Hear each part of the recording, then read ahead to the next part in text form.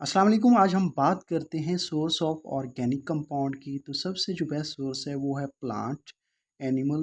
हम कोल की बात करें जिसमें कोयला है पड़ा और नेचुरल गैस वगैरह की। अगर हम प्लांट और एनिमल की बात करें तो बेसिकली इनकी जो बॉडी है वो किससे ऑर्गेनिक कंपाउंड से मिलके बनी है पड़ी। अगर हम प्लांट की बात करें तो जैसा कि हम सब्जियां और फ्रूट्स वगैरह की बात करते हैं, इसमें क्या होता है, कार्बोहाइड्रेट्स होते हैं, प्रोटीन्स होते हैं, लिपिड्स होते हैं। तो ये जो सब्जियां और फ्रूट्स हैं या प्लांट्स हैं पड़े, ये बेसिकली क्या हैं पड़े, सोर्स ऑफ ऑर्गेनिक कंपाउंड। इनसे ऑर्गेनिक कंपाउंड हासिल किए जाते हैं। अगर मैं बात करूं एनिमल की बात करूं तो आप भैंस वगैरह का जब दूध लेते हैं तो वहाँ से क्या बनाते हैं, मक्खन बनाते हैं और वहाँ से घी और ऑयल वगैरह बनाते हैं, जो क्या है बेसिकली ऑर्गेनिक कंपाउंड है पड़ा। ठीक है, तो हम इस तरह ये कह सकते हैं कि एनिमल्स वगैरह की भी जो बॉडी है वो भी बेस्ट सोर्स है किसका, ऑर्गेनिक कंपाउंड का। आज का जो हमारा मेन टॉपिक है वो है पड़ा कोल। हम कोयले के बारे में डिस्कस करेंगे, जिसमें हम देखेंगे कि कोल को आर्टिफिशियली कैसे हम बनाते हैं और हम क्या नेचुरली कैसे बनाते हैं पड़े। ठीक है, अगर आर्टिफिशियली देखें तो डेड प्लांट को क्या होता है कि हमने लकड़ी ली, आपने अक्सर देखा होगा कि मट्टी की भट्टियाँ या कमरे वगैरह बनाए जाते हैं।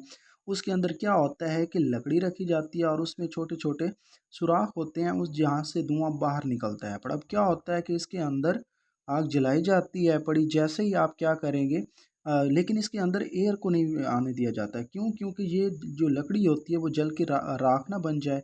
इसलिए क्या होता है कि इससे धुआं बाहर निकलता रहता है, जिसकी वजह से वो क्या होता है, जो लकड़ी होती है वो कोयले में कन्वर्ट हो जाती है। उसके बाद हम नेचुरल सोर्स की बात कर रहे थे, तो हमने क्या कहा था कि जो प्लांट की बॉडी है वो बेसिकली क्या है, ऑर्गेनिक कंपाउंड से मिलकर बनी है। तो क्या होता है कि अगर एक प्लांट किसी अर्थ की तह के ऊपर है पड़ा, तो वो प्लांट जब डेड होता है तो क्या होता है कि उसके ऊपर मिट्टी की एक और तह आ जाती है।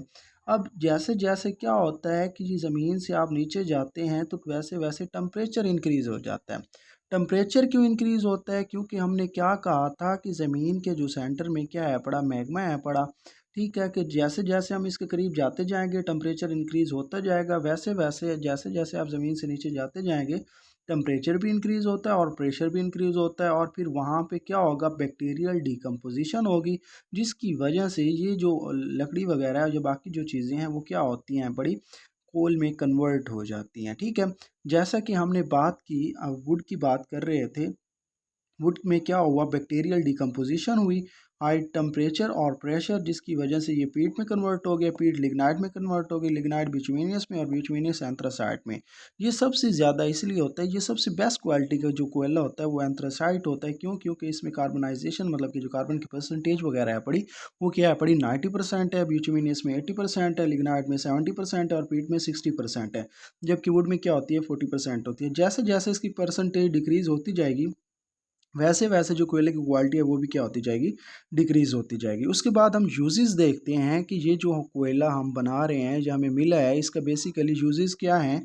तो हमने क्या कहा कि इसको हम हाउस होल्ड यानी कि घर वगैरह में भी इस्तेमाल करते हैं। इसके अलावा हम इसे भट्टियों में भी इस्तेमाल करते हैं ताकि हम ईंटों को पका सकें। और बेस्ट क्वालिटी का कोयला जो एंथ्रासाइड्स की मैं बात कर रहा था, वो हम यूज़ करते हैं बड़े इंडस्ट्री के अंदर। तो ये था basically source of organic compound, जिसको हमने बड़ी डिटेल से पढ़ लिया। उम्मीद करता हूँ कि आज का लेक्चर आपको समझ आई होगी। हमारे चैनल को सब्सक्राइब करें, बेल आइकन पर क्लिक करें और वीडियो को ज़्यादा से ज़्यादा शेयर करें। ओके जी, अल्लाह हाफिज़।